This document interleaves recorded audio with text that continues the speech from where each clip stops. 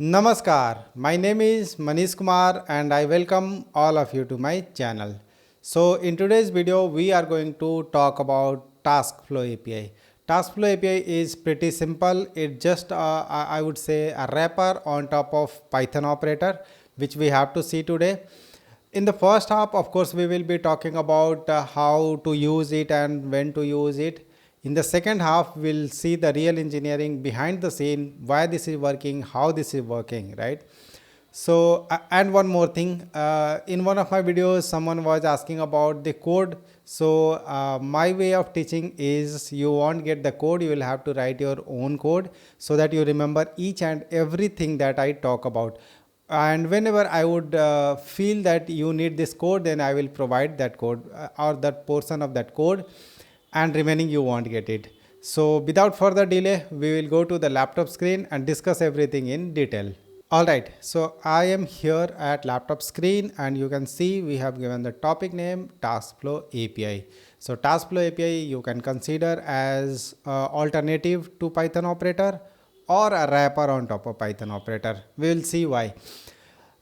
So what all potential interview questions can be asked from here is why do we need Taskflow API?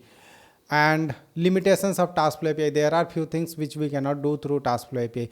When to use classic and when to use Taskflow. Then how to pass multiple outputs in the Taskflow API. So these are few questions which you can expect during the interview So everything we are going to learn in today's video, and directly I'll jump to the VS Code screen and talk about the code, the classic code which we write, and then we will make the same code into Taskflow API. So here I'll create a new file a_taskflow api.py, right? And then I'll paste some of the code which we are already quite familiar with. Here okay, so this is the code which you are quite familiar with, and you can consider as a classic code which we write generally. So we create a DAG object and then we create a Python operator task, which is basically extract task and transform task for now. And then after extracting the task, we are pushing some XCOM value, and then in transform we are pulling the same value, right? So this is a normal code flow which you already understand each and every line of it. You understand internals of it also, like XCOM, Python operator, and etc., right? So now what we have to do, we have to convert the same code into Taskflow API. So now what Taskflow API says, you don't need to do all this boilerplate coding, right? You just write your Python normal flow, like as you do by creating a functions and then returning the values. So do the same thing, and I will take care of creating the Python operator or creating dependency between those things internally. So that will be basically implicit. Right now which we are writing the code is explicit. Clearly we are writing everything. But when we use Taskflow API, that will be implicit. That can have a little bit of nuances, like you won't understand, okay, how things are working. But when we write explicitly all the things, we understand through core depth, right? So now, but of course, Taskflow API will give you a lot of advantages, like you don't need to write a lot of boilerplate code.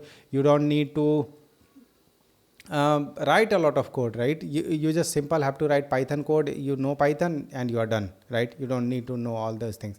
So how are we going to replicate the same code into our Taskflow API? So what I'll do an import from Airflow SDK, and I have clearly mentioned multiple times that everything has to be imported from now airflow.sdk. I brought two things, right? One, like imported two things, DAG and task. Now I'll copy this thing, right? This is the one which was being used to create a DAG.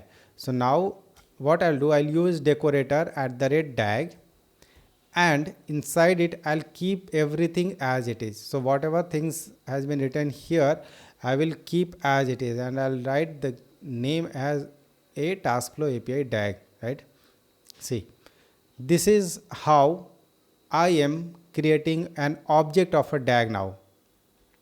I did nothing and I just created a DAG with already existing things that we know. Now what I have to do, I have to create a outer function. So I'll give the same name, right? And for now I'll just write pass.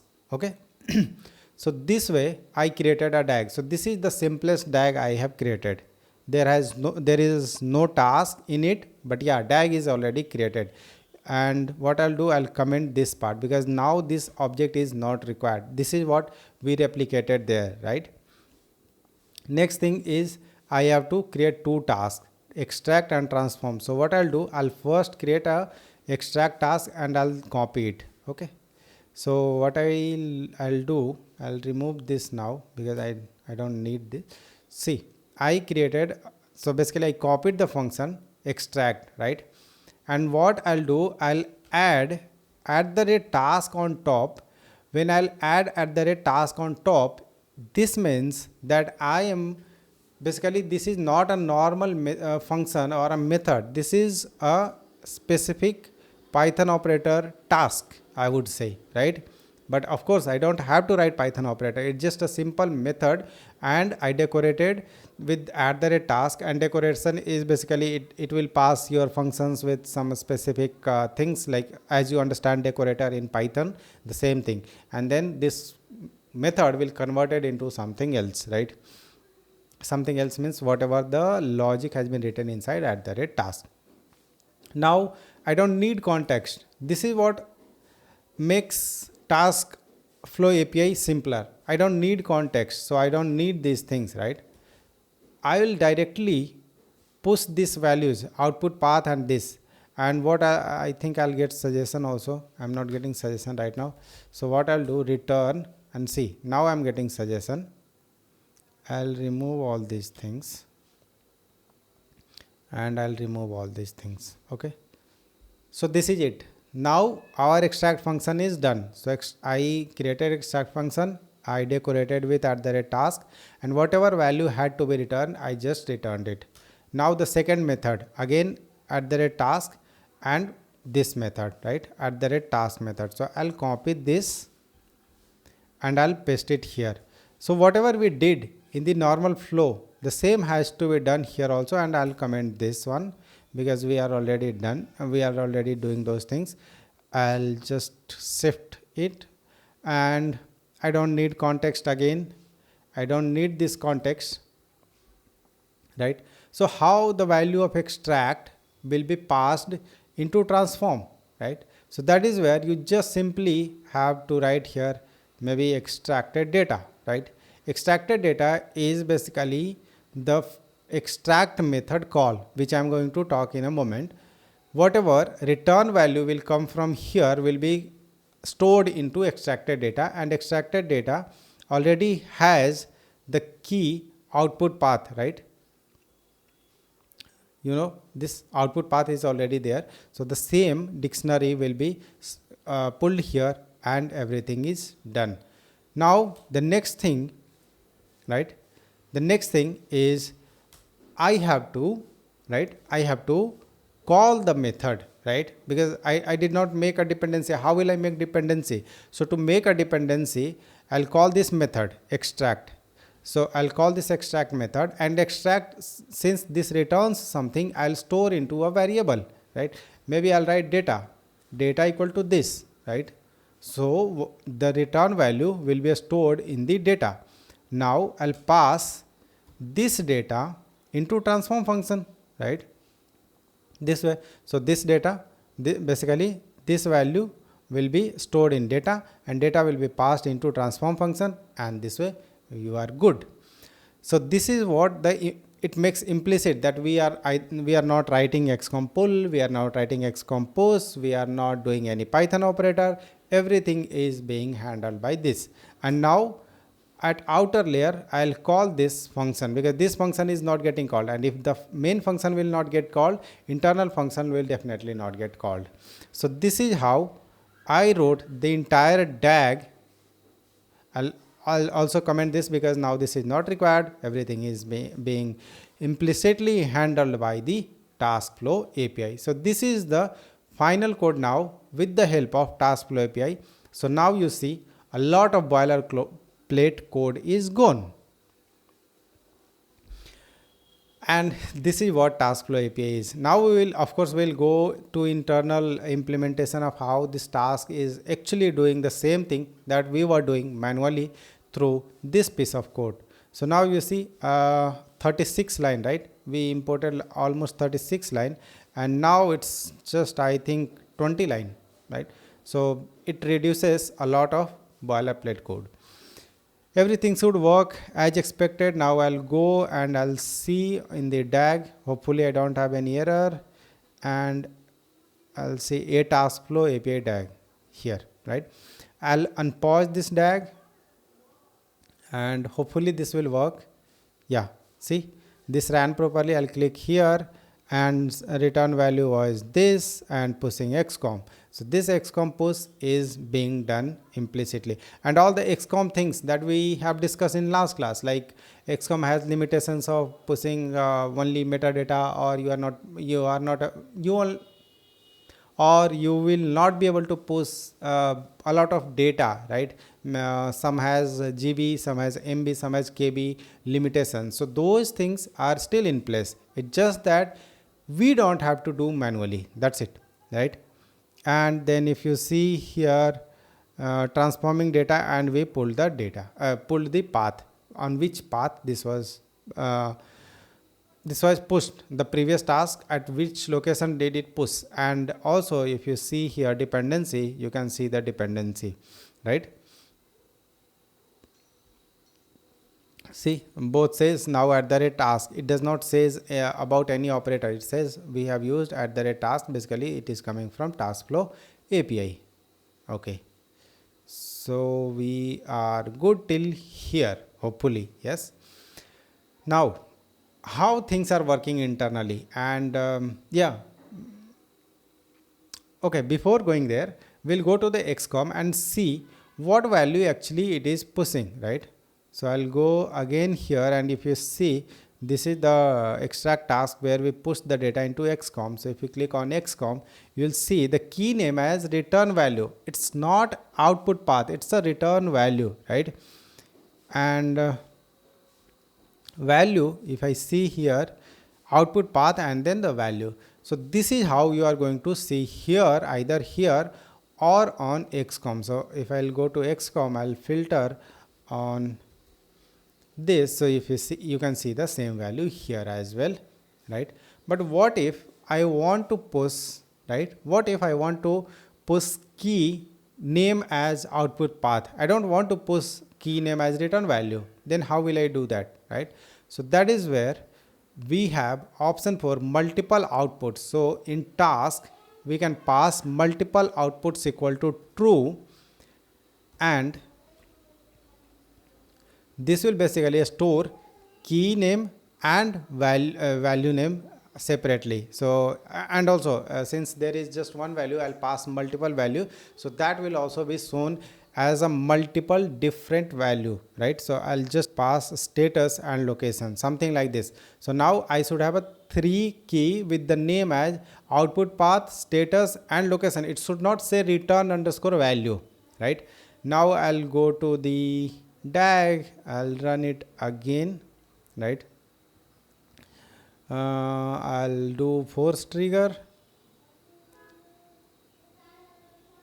Okay, now I did force trigger. If I go to XCOM, now you see location as a key, output path as a key. It puts the return value as well. And I think I'll have to look further into the code why the XCOM args, this is called XCOM args, this also gets pushed, and status. So you can see here all the keys are already present there. Also, yeah, one more thing, right? I'll go to the code, and you might be thinking, okay, what if I want to use multiple operators in my code, right? Then will I be able to use Taskflow API? Yes, you can do. So you can mix and match the operator. So I'll say Taskflow API as a higher level API and Python operator as a low level API, although both are high level, but in this context I can say that, right? So let's say I have another task, right? And that task is load, right? This one. And for this one, I want to use normal Python operator. I can do that. I can mix and match, right? See, I'm not getting suggestion. Okay, I got this suggestion. Okay, so see, I use a normal Python operator which we were using earlier. And for this two at the rate task I added, and this is working as a Taskflow API. So I can mix and match things, and I can, after transforming the data, I can write something like load, right? So this is the flexibility we have right now. We can use this way. And at the rate task is basically a task operator, Python operator, because if I go inside the code, you'll see here it passes Python by default. So if you want to use bash operator with Taskflow API, you will have to specifically mention bash task at the rate task.bash. Otherwise, your default value will be considered as a Python here. Okay.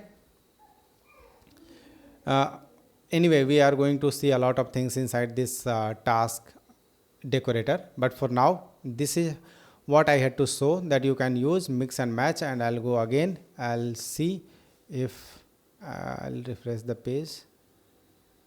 Okay, why did I not see the task, right? Load should also be there, right? Wait.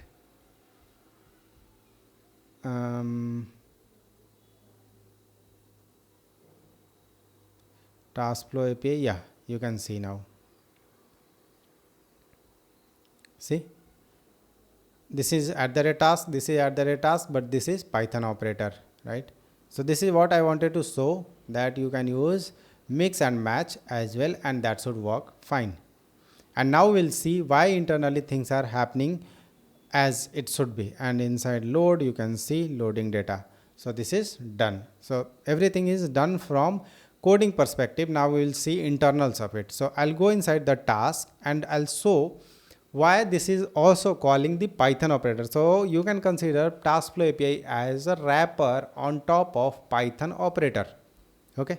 So I'll go to this one, and here I came here, and you can see __ call, which will basically pass Python. Just now I told you why at the task is working. So it is basically calling Python. So it will go to get attribute, and get attribute is here, and it will call this one provider manager. So provider manager will give you the path where it has to go. So this Taskflow decorator will get the value of Python, and it will bring Python operator. So I'll tell you which method it is going to call, which file it is going to call. So here I imported two things, and this is what internally this one returns, at the rate task returns. So this returns basically airflow.provider. This exactly this path is getting returned, and how this path is getting returned, that will also I'll show you. So this is coming from this one, get provider info. This is what we were doing here, right? We were trying to pull the Taskflow decorator path, right? So this is coming, this one, this value is coming. Where did this go? This get provider info, and from this place it is bringing your task decorator. See here, task decorator is there, and if you see, name is Python. So name Python means basically this is calling this class. So this is lazily evaluated, and at runtime this is getting this method this file get called, this library gets called, right? And inside this I brought the entire things. It was just bringing the task, but I brought the entire code. It was basically importing this Python task, and inside Python task, what is written there? This is Python call level, and where this Python call level is going.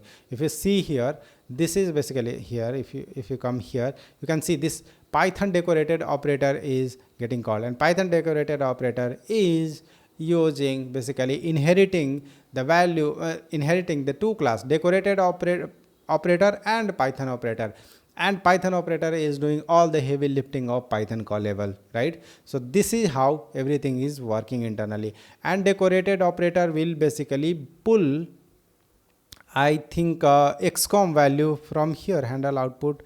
I think somewhere it was pulling the in execute or in handle output, handle logic, whether decorated push.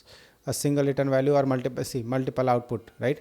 Multiple output was also one of the thing that I told you, and everything is going inside base operator, and base operator do XCOMPOS. So this is how everything is working. And of course base operator does not do it goes to base XCOM, and base XCOM do supervisor communication, which we talked about in the last lecture. So this is how entire this code flow is happening, right? So I hope you get the idea of why Taskflow API is working, how things are working, and where to look at in the code. And of course there are a lot of opportunity to explore further code. I gave you the path. Now you are on your own to explore further more things. Take the AI tool help if you are not understanding the code base, if you are not understanding the what I would say inheritance or any code base, Python specific code base, then you can just take AI tool help and understand more about it. And multiple outputs equal to true, again that was one of the value which was getting set by the decorated operator, right? So this is how things are working internally. We just have to go one step deeper and things starts getting more clear and clear. So I'll stop this video at this note, and we will meet in the next lecture. Next lecture is going to be pretty important for you to write a good DAG, because whatever things we have learned till now is going to get implemented in the development, right? We have to write the code to bring the data from the API, and we will learn a lot of things how to write a good DAG. So I'll sign up for today's video here, and we will meet in the next video. Till then, bye bye.